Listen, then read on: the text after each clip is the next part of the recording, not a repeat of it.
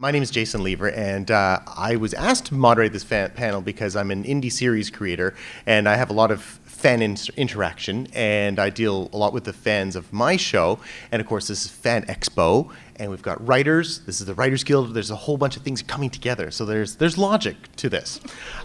So that's my rough introduction. You can find me on Twitter as Hey Bishop, because I came up with that when I was about 16 years old. And I haven't gotten rid of it, even professionally. But you can also follow my show at Out With Dad, and that's my show. But why don't we each introduce ourselves and also include like your Twitter handles or Instagrams or whatever, because we want people to follow along. And if maybe we should actually decide on a hashtag for this panel. Why don't we call it hashtag WGC panel? And if you have a question, you're going to be looking for it. Or just raise your hands. You know, the old-fashioned way. Oh, did we have an established one? Tweet. WC tweet. Oh yeah. Tweet. There we go. That's way smarter, because she will get that on her phone. I did my homework, I promise. So you guys have the handout there? Yeah. So I want you guys to tweet your questions. And Deanna will read it, and she'll interrupt us at times, and we'll ask it. Or, you know, if that's less fun, or you'd rather just get to the point, we could do it the old-fashioned way, and you can raise your hand. I think that process still works. It is known as in real life. So why don't we go this way? Rachel, why don't you begin with introducing yourself? We're sharing mics. I'm Rachael Schaefer. I'm a writer-producer on the show. I don't have Twitter. I have Instagram. It's Rachael Schaefer. I'm really creative. But yeah, so I write, and then I do all those talking heads that you see on the show. And yeah, I don't know what else to say. That's a good start. That's a start, okay. I'm Chloe Van Keeken. I'm a writer-producer, and yeah, me and Rachel sort of, and Frank are the brains behind the whole operation. Yeah. And there's this one. I'm Jordan Clark, and my Instagram is @JordanClark. I've been dancing for 18 years, I believe, and acting, they kind of introduced me to acting. I always kind of took classes growing up, but I never thought that it would be something that I would do, and now this is exactly what I want to do.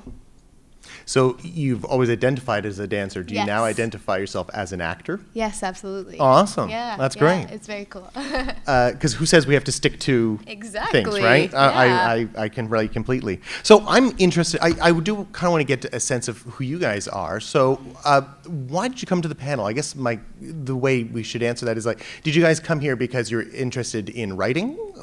Show of hands. Okay. Or did you come here because you're interested in dancing? There we go. Very good. Very good. So I just kind of have that sense there, so kind of know where to steer this conversation. So I'm very interested to know, where did the idea come about for this show? What's the genesis? Can you tell us the origins of the origin story of The Next Step? Sure. Frank was getting tired of the... And who's Frank? Frank Van Keeken, sorry, the producer, the executive producer and creator of the show, had seen a lot of dance shows on television, but hadn't seen any with any positivity in them. There was Dance Moms, which was very negative and very angry, and there was all the competition shows, but that still had an air of competitiveness.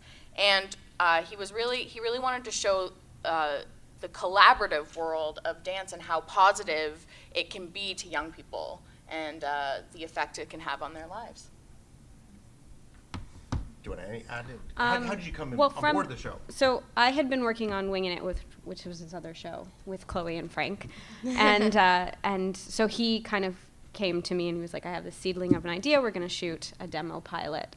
And so that's kind of untraditional too, I'd say, in a sense. We shot with just story lines, like not even a and solid... just character ideas. Yes, just character ideas. And then based on who we cast, we shaped that show to what it is. It was a completely different show initially, and it really changed from the genesis of the idea to what it has become.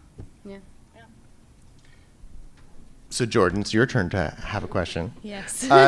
So So from what I hear is actually, you know what, I can hold off for a moment because, we talked a little bit about how the show gets written, and I know Yes. you're a huge collaborator in that sense. Yeah. So why don't we talk a little bit about that? But let's start with like, where does the origin of an episode begin? Take us through the process of how an episode gets made, and then Jordan, maybe you can take over when we get Sure. to production. Absolutely. Okay.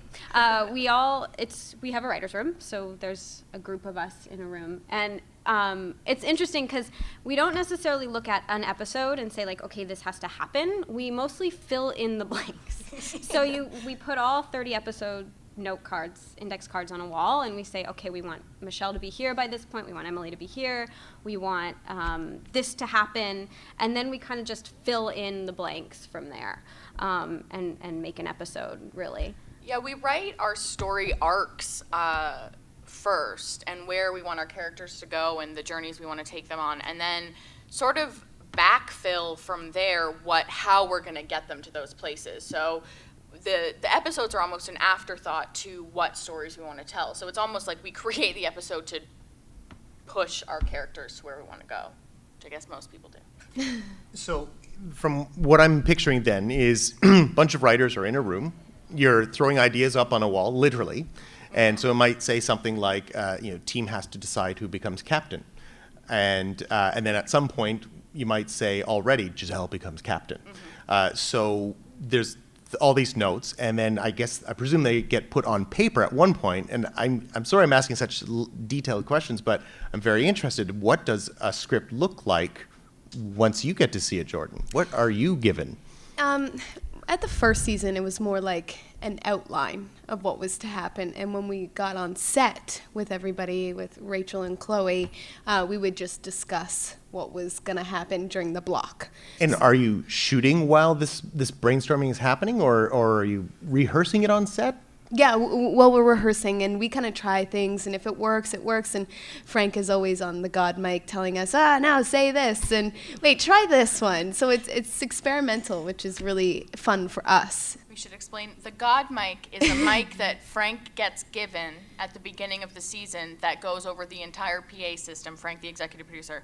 And that provides him ability to talk to anyone on set at any time, specifically without having to see their face or walk to set at all. Because we go really quickly, and a lot of times we don't cut. Yeah. Our editors get really angry. We don't cut. We often forget to slate whole things because we'll just pause, change the scene a little bit, or throw another line in there, and then keep going without any sort of acknowledgement that someone is trying to So we're definitely not shooting on film. No. Yes. Oh my gosh. Right. That is such an and I would like to get one of these microphones for myself. That sounds awesome. Everyone should get it. Yeah, the first time I experienced it, I was like, wait, what's happening? Oh, okay, it's Frank, okay. So what you guys are describing to me actually sounds a lot like what I'm seeing in the show as you guys are choreographing a dance together. You're trying things out and you're discovering new things as you go along. Is Absolutely. that cool? Will you tell some like happy stories of like things that you weren't expecting that came out of that process? Have you got a gem in your mind? That's a good question. That is a great Sorry to throw it at you. I just No. An example, but not fully an example. I remember when we were shooting the pilot, we had shot it, and the editor came and he said, like, if you add 4 more scenes, we can make this 2 episodes. And so we wrote these scenes, and one of the scenes we actually wrote was just Jordan dancing. It was just her dancing emotionally, and then we added these talking heads to kind of create a story. So it didn't really happen like on the fly in the actual filming, but it did kind of happen on the fly during production. And it was new storytelling because we were telling it through dance in a way. So Yeah, and there's great, the boys, anytime, like the second the camera turns off, and even when it doesn't turn off, they'll just start tricking and flipping. And so oftentimes when writing a script, we wouldn't put any action in other than the boys flip. And then they have discussions around the fact that they're just messing around, which is what they would be doing if the cameras were off. Yeah. But now they're just speaking about the stuff we want them to talk about. So it sounds like you guys have developed, your own sort of internal language then in how Absolutely. it's, so what's it like for when you have new actors or guest actors? I mean, it must be quite a roller coaster for them. We've had, yeah, definitely. I think the original cast members we've created this relationship with one another when we don't even really need to speak, in a sense, or we speak and no one knows what we're talking about. So, it takes a moment to get used to, but they come in eventually. We suck them in. Yep, no, required, I'm sure. There's very little learning time. Like, you're sort of Yes. thrown into it, and we don't do rehearsals of our scenes at all. We don't do table reads. It's just, here you are on set, and now the camera's on, and here you go. Well, it sounds like in a lot of ways the table read that you would have in other shows is happening right there on set Yeah. with the cameras already rolling. So that makes complete sense. And so it's about 30 episodes a season, and how fast is that production period? Day and a half an episode. Day and a half per episode. Yeah. And so you were talking about the interstitials.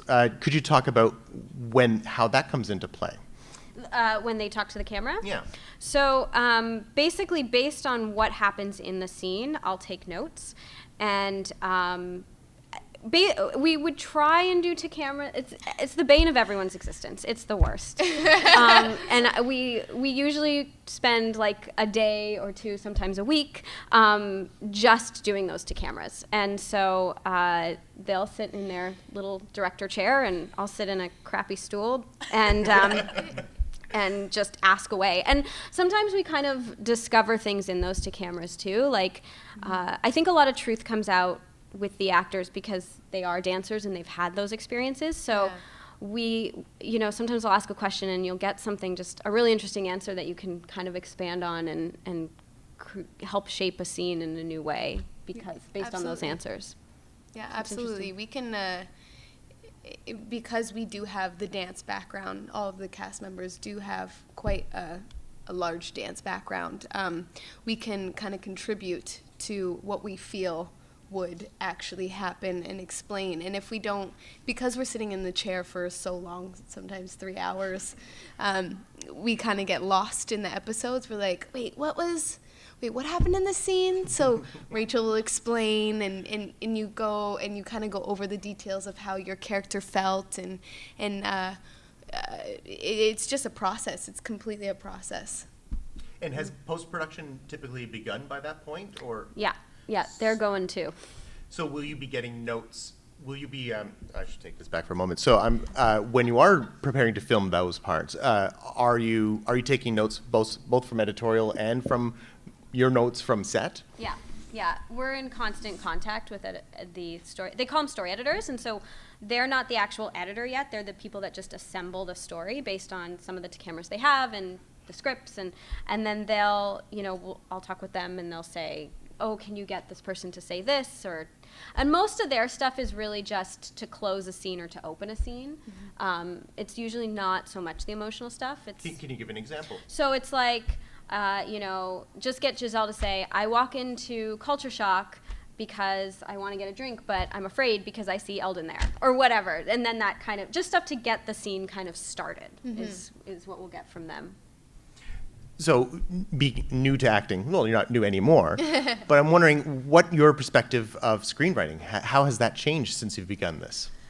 Everything has changed. I mean, I had an understanding of certain things, but not to the extent of what was going on. And I realized that our show was completely different from any other, as so our crew members have said, and our producers here. It's just so different. So it's always been a learning process, and it's still a learning process. Even being in the third season, it's like, oh, okay, cool, this is great, yeah, okay, and there's constant questions floating around for us, just because we want to learn more.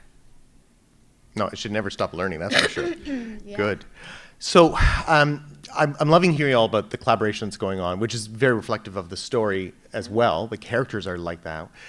So I'm wondering, the communication is obviously a big part, and you're also communicating with fans. There's a lot of fan interaction in a very big way. could you guys talk about that? Jordan, why don't we start with you? Because I see you're very, very active on social media. Yeah, I mean, I think our fans are a massive part of why, well, that is why our show has done so well, and they've just been so committed and so persistent with everything. It's hard for us to respond to everybody that has been tweeting at us or messaging us on Instagram, and I at least try to make an effort to like or comment or share someone's pictures, because the amount of support that we have from our fans is unbelievable. Unbelievable. It truly is. And we couldn't ask for better fans, seriously. And the age range is also a very interesting thing, because it goes from 6-year-olds to 20-year-olds, which is absolutely incredible that it can relate to so many people. And globally, I gather. Yeah, and globally. So to know that people are going through similar issues as your character, or, they can relate in some way, is a really cool thing for us. When you're writing, are you thinking about what you've seen or heard, the feelings of fans? Like, how do fans play a part in when you're writing? I think you always, the goal is to make them happy, and you can't always promise that, because sometimes they're not all going to be happy, because they all want different things and they'll yell at you regardless. But the intent is always just to make them, I mean, my always joke is that my job is to make them cry. Like, if they're crying, if they're happy crying or sad crying, I've done my job. So for that, it's you want to have their reaction, but you don't want them to be so angry that they stop watching the show. So it's balancing those two things. And Rachel, what's your feeling of making people cry around the world? Just tell a good story. That's all. I don't know. So now, I mean, this is a huge success, this show. I mean, nobody thinks that their show will be that necessarily, but I'm wondering, like, what's been your reaction to the fan reaction around the world? It was a slow trickle. It was very bizarre at the beginning. There was just a few people, and it was probably just around the same time that lots of kids started getting access to iPads and iPhones. And so we had kids doing their own dances very early on. When we began filming the second season, we started getting stuff on Instagram. And then it was sort of like almost overnight, people started getting like thousands and 10,000s of followers on various social media platforms. And people started getting like, I get fan mail, which I find bizarre. People want to write to me, and I'm not these people. How do you even know about me? But they want the full access. They want to know everything. They want to talk to the directors. They follow the makeup artists and the costume stylists. So they're really intense. Yeah, it's really true. They don't only follow the cast members. It's everybody that's involved, because everyone that's involved has made the show, which is a really cool thing about our fans. And they really appreciate that. Which is really great. And they'll say, I'm so thank you to the wardrobe for this outfit, or I love the makeup, I love her makeup, and stuff like that. So it's really wonderful to watch them appreciate the stuff that most people don't really acknowledge usually when they're loving a show. They go, I love the stars of that show. Well, it doesn't surprise me. Audiences are smarter than ever. Fans are very intuitive. I'm talking about you guys.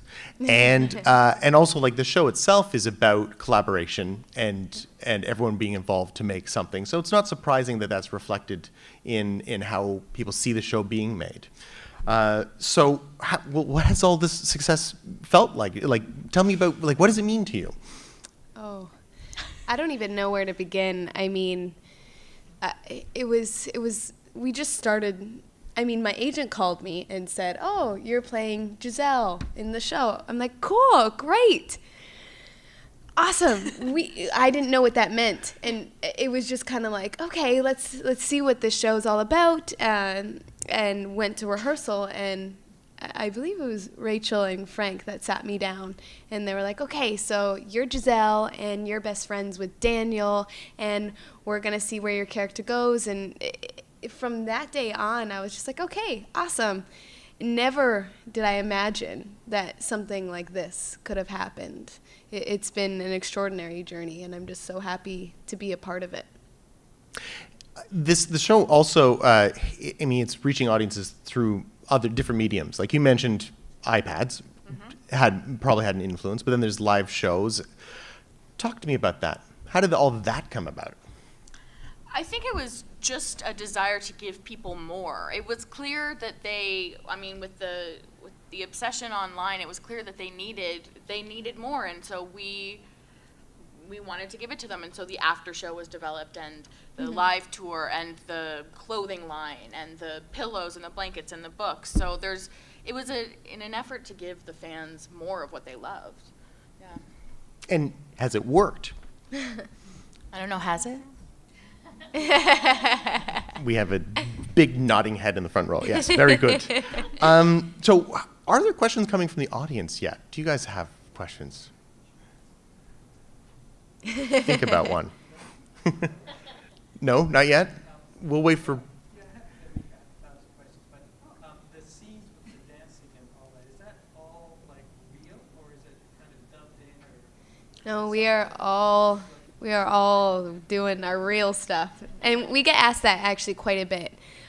When we teach, we have, because I do contortion, kids don't believe that I can act and do contortion. It's like mind-blowing. So they go, yeah, but you can't really do that. And I'm like, what do you mean? Like, you can't really do that. Like, you have a stunt double or somebody. I'm like, oh, no. Like, it's me. And they were just like, prove it. And it becomes this like a little bit of a competition. You're like, oh, okay, yeah. And then you got to show all your tricks. And you're like, no, really, this is us. This is truly what we did and what we do. Yeah. Anything coming through online, Deanna? Not yet. No. All right. Just seeing if there's any shy people here yet. Well, thank you. So where are we with the show right now? Season 3 and Season 4 is around the corner. How around the corner? Talk to me about that. Season 3 begins next Friday. September 11th, yeah. Next Friday at 6:30, 7:30. I'm not sure. One of those 30s. Yeah. And then Season 4 is filming now. We're beginning to film. Yeah. We started rehearsals, so we'll be filming in the next couple of weeks, starting to film. And how long? What are you rehearsing at this point? Are you working on the dance right now, or are we already getting into story? Will you tell us about what's happening right now? Yeah, there's a lot of dancing, as we can tell. So we have about a 2-week period of rehearsals before we start filming usually. So I can't even remember how many dances we had in Season 3. It was insane. We had so many, and it was like every day, on and on and on. So yeah, Season 4 we're just getting More ready dancing. for it all. Yeah. Great. So that means we've got more writers in rooms, writing more material. Where are these stories coming from? I mean, mostly, at this point, from anywhere, but usually in the beginning from the dancers' real lives. We even through the casting process learned about them, and then through talking to them, or even them volunteering their own stories and saying, hey, this is a really popular thing, or this is a thing that happens a lot, or a story that doesn't get told. And then we try and write that in, and we try and honor that story the best we can, because it's a real world. We're not writing about a fictitious world. It's a real world, and we want to try and represent it as best as we can. What are some of your favorite nuggets that you've contributed that made it to the screen? Oh, I don't even know. There's been so many great moments. I mean, I can relate to the relationship stuff because there would be that one boy in the group with all of these girls, and then the one girl is dating the guy, and then their relationship kind of gets in the way, and you're like, okay, can you focus, please? And so I can relate to that in some way, but I think it's more like everyone just kind of spits out things as we go. So it's not just one specific thing. It's multiple things that we've all gone through, not just one of us. And like Rachel said, even through talking heads, sometimes just stories will come out Yeah. of having conversations. One of them I can say is we did write a whole scene around your laugh. Oh, in the yeah. first season. There's Oh, just yeah. there's a whole scene where Jordan has a wonderful laugh. It's infectious, and we had to put it in there. So there's just a scene where they're all making fun of her for it, and then she turns around and makes fun of everyone else. It's really beautiful. So I'm very curious. There's, the name of the character is eluding me. One of the guys could catch anything, and they were playing Marco Polo at one point. Noah, yeah. How did that story come about? I want to know behind the scenes on that, because that, it's like we were like watching, and you know, here I'm walking around, seeing all these people dressed as superheroes, and I'm seeing a guy that, like, he's basically like a superhero. So I got to know the story behind that. How did that happen? Yeah. A lot of the wacky stories, Frank will come into the room and he'll say, "I want this," and you're like, "Okay," and that's kind of how things come about. And I think that was him. I can't remember exactly. There's so many people in it all.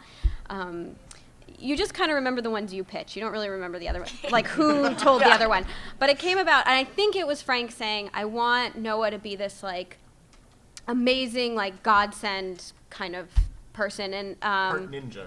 part ninja, and that does come back. So he does tell this wacky story, and so we made it work, and it will come back in the second half of season 3. So yeah, it actually It felt like a it, fantastic itself setup. off. it pays itself off. It's That's gonna be right. good. Yeah. We still have a nervous audience. I can feel like I there's know. questions percolating. Yes. To writers, what advice would you give for young writers? So I'm going to repeat this so that we make sure we have it recorded properly. How do you have advice to give young writers, beginning writers, I presume? Right. That's like the one thing I still tell myself that, just write, because the more you get stuff down on paper, the better you'll be. Every time you rewrite something, it will get better. Every time you write something, you will get better. So it's practice like any other. You have to exercise the muscle like any other. And just, I think, work hard and be persistent more than anything. And like when I graduated college, I emailed every production company that was shooting, and then just worked my way up from there. I was an assistant, and then got into development and met agents, and so just working hard and being persistent. And if I may add, having made a show myself independently, we live in a day and age now where you don't even need to be pitching to other people. If you do just write, you could eventually get it made yourself. I mean, that's one of the lovely things about technology today, and that's what I've done. I think the biggest hurdle that writers probably have is actually just getting their fingers on the keyboard and letting yourself go. And you don't have to write full scripts. We don't do that. We write full outlines. We'll write a 12-page outline and then improvise. The whole cast will improvise. So there are other ways than the very atypical, normal, write a script, get it sold, have it produced. There's ways around that. And another nice thing about writing is if what you wrote really sucks, no one will know. There's no shame. It's the good stuff everyone will see, and everyone will praise you for it. So that's a nice thing. So I'd like to hear. You've just explained your background, how you got here. Would you tell us about how you got into writing? Oh, I wrote my first spec script when I was 11. It was called Urban Suburbans. It was a complete Boy Meets World knockoff, and it was about twins who moved to the suburbs. And I saw the show Zack Files. I don't know if anyone knows the show Zack Files, but that, to me, that was like a big changer, that there were shows for kids my age, the time I was probably 11 or 12, that had stories in them, that weren't just like, la-di-da, here we are. I was sort of stuck between Pokeroo and 90210 at the time, and I needed something that had some sort of substance, but still was for my for my age group. And Zack Files really showed me that there was actually a world out there for tweens, and so that was always the world I wanted to get into. I went to Seneca College for television production because for me, I wanted to know the whole process to understand for myself. Like I understood writing, at least I thought I did. I think I do. But I wanted to know what the camera did and the lights and the editing, so I could appreciate that more. And then after that, I went on to work for Winging It. I had the select, what is it? The nepotism gene happens to some people, and I started working on Winging It, and there Rachael came on board, and then Frank said, "I've got an idea for a dance show. You two go away and come up with something." And we said, "All right, we'll try." And then we gave something to him, and he said, "No, do it again." And we kept doing that until now. And how long did that take? I mean, we did something very differently where Frank had a relationship with Family Channel from doing Winging It, and he said, "I want to do this show. I don't want to pitch it or do anything normal. I just want you to give me money to make a pilot, and I will prove to you that this show is going to be worth it." And for some reason, they said, "Absolutely, we will do that." And so from like inception of an idea, and we had ideas of who the characters we wanted and some subtle stories, but so from like inception of idea and then we had a weekend where we cast Friday, Saturday, and shot the pilot all day Sunday. So it was kind of an insane experience, but very like invigorating. Like it was really, it defined what that show became, or what the show has become, that show.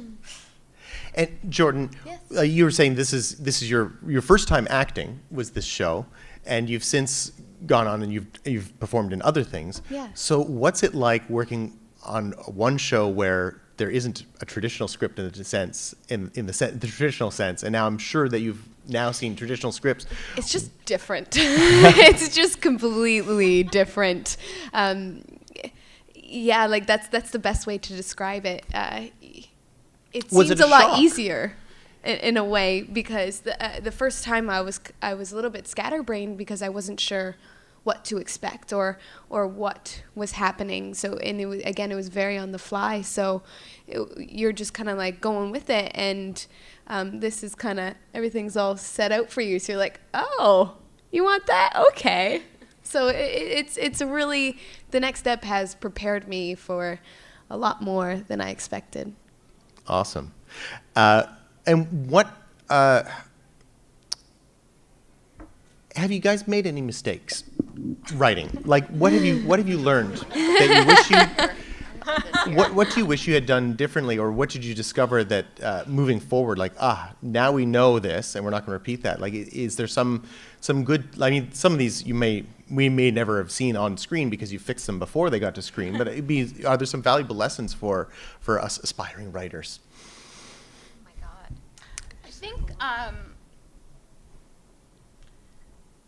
too many storylines was a big one. We tried to have a lot of characters to really fill out the world in the beginning, and we're not able to service all of them the way that we really initially wanted to. And so for us, it was about figuring out what succinct stories we wanted to tell, and through who we were going to tell those stories. And that, I think, in the beginning was a little bit overwhelming. We wanted to give this very, very big world, and I think we have, but there was a bigger world initially conceived, and we had to sort of cut down some people. So and some simplifying stories. it. Yeah. Simplifying. Yeah. Yeah. And I'm sure, though, through that process, you mined a bunch of great stories. I mean, are you still sort of pulling out of that from that period? I'm imagining you're bored, though, with all the ideas, that you must still keep going back, like, we finally have a place for this one. Oh, yeah. Oh, yeah.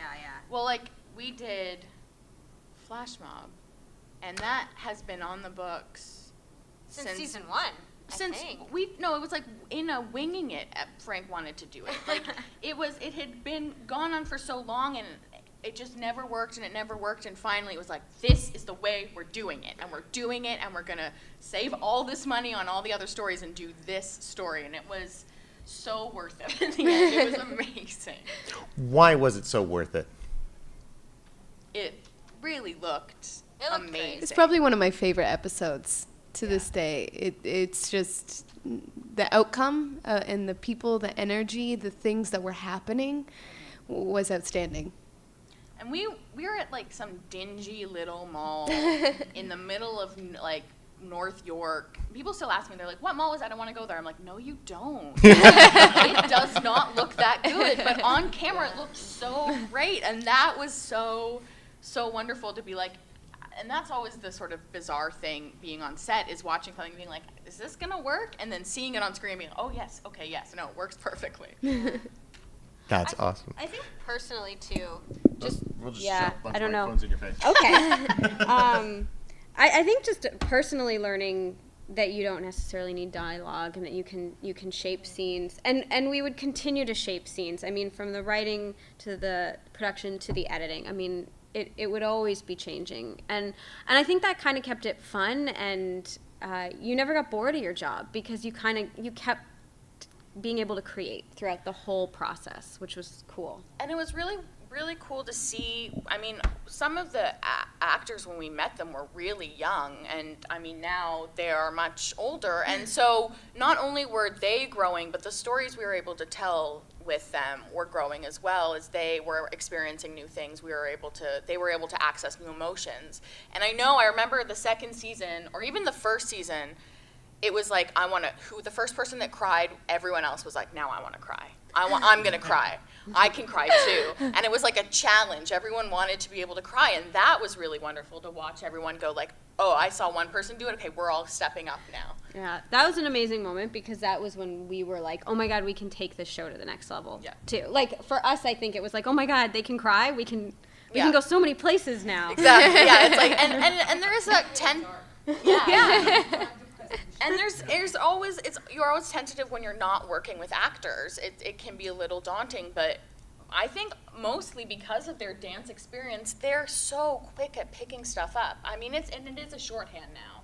They really, and in the beginning during the talking heads, Rachel would ask them questions and, like, how do you feel about that? And they'd be like, I don't know, how do I feel about that? And now it's like, oh, I know, and they'll talk for 10 minutes, and it's really wonderful. Yeah, it's sometimes too much. Rachel's like, okay, now can you cut it down a little bit? Or What's the 12-word answer of that? yeah. But they need that to find it, right? So. And wow, yeah. So I'm overwhelmed because I'm also an editor. So my heart is pounding for your post-production team because there must be hours and hours of footage. The story editors are a godsend. They are really. One of our editors, sorry, this is my husband posted on Facebook that I would be doing this panel. And he goes, are you going to talk, and then the editor commented, are you going to talk about how the editors write your show too? Because they really, really do. Yeah. I mean, they shape it so much. So. Well, can you expand on that? Let's talk about that. Yeah. Yeah, well, all right, they're going to be so happy. I think because it's all improv too, and because there's only outlines, the scene doesn't necessarily have a firm start point or a firm end point, and a lot of times the actors take a while to get into the scene. So sometimes there's a lot of like, hey, how's it going? How's it going? I'm good. How are you? How are you? And to the directors are always like, cut that crap. Just get to it. But so once it gets to post, they kind of have to shape it. And then we'll have hours and hours of talking heads, and they sift through all that, and they're like, okay, this one is good, and this one is good, and oh, this was interesting. Like we can maybe take the scene even to this place if we get more talking heads that So they really help shape it, and then like in the pilot, like there was so much footage, and our editor came and said, look, if you get 3 more scenes, I can make this 2 episodes, and so it really does get shaped there. And editing dance is not easy. It is a whole other beast. And so for them to be able to edit story and the dancing in every episode is like unbelievable talent, because you're showing movement and then you're having to show dialogue in 2 very, very different editing ways. And Absolutely. They're almost magicians sometimes. You'll send them a bunch of stuff and you're like, how did you do that? Well, I would like it if you could pass on my compliments to them, because it really doesn't look like it's an edited show. I mean, and so I'm learning a lot today here too, because the show very much looks like a documentary, and now to find out that it's actually very much cut like a documentary, it's pretty astounding, Yeah. Yeah, and it does feel very real. Yeah, and our editor, our head editor, came from reality TV and really knew what the competition world looked like and how to make it look like how to give it that aesthetic, and that was really big as well to get the talking heads right and get the tenses in the talking heads right. That is it past? Are they speaking about what happened, or are they speaking as it is happening now? And that was like a big debate in the beginning, trying to figure that out. That's something I wondered about. So how, if you don't mind me picking that apart, how did you come to the conclusion? It's always present tense, I believe. Yeah. So why did you make that decision? Reality shows. Yeah. It's a standard. So sticking with the established lexicon that Yeah. audiences are used to. Oh, that's very interesting. Cool. Yeah. Yeah, I had a question for the writers.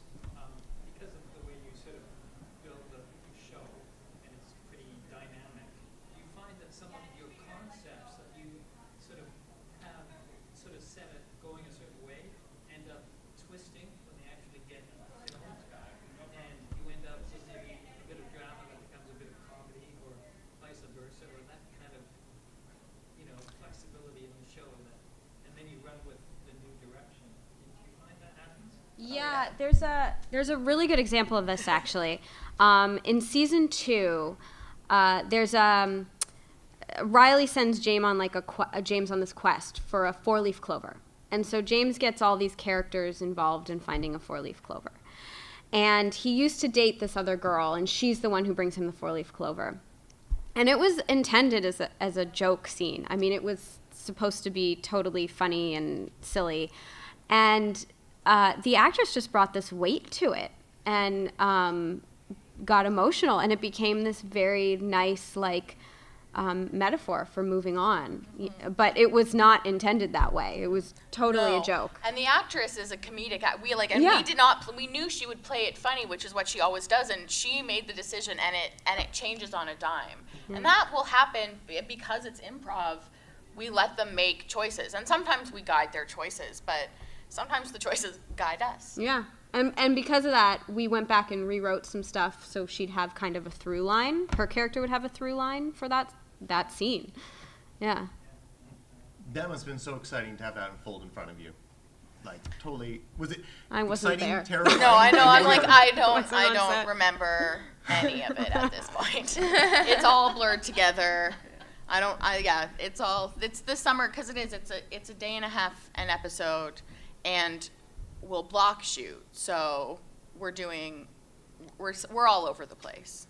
We're never knowing, and that's why, Rachael is the one timeline person that knows everything. And we've tried to, Frank and I will go in and be like, what if we do this? And we'll try and shoot a scene. If Rachael comes in, she's like, they don't know that. These characters don't know that information. They can't talk about it. We'll be like, oh, right, okay. So what characters do know that information? We're about to start wrapping up now, but I'm curious, Jordan, from your perspective, talk to us about the trust that you must have with the writers, or the trust that you need in order to do your job. Would you talk about that? Yeah, absolutely. You definitely need to have a lot of trust in them, because a lot of the time the actors get confused to where we are in the season. You're like, oh wait, but didn't that already happen? And then it's a bunch of, wait, no, but then this, and do I know? No, I don't know. You know. Wait, who knows? It's a lot of that going on. So there's lots of trust and discussion going on as we're blocking. Again, that's what happens. The meat in the blocking. There's always things happening in the blocking, and we really just kind of got to go with it. You guys must all go home and then fall asleep at the end of the day. It sounds exhausting.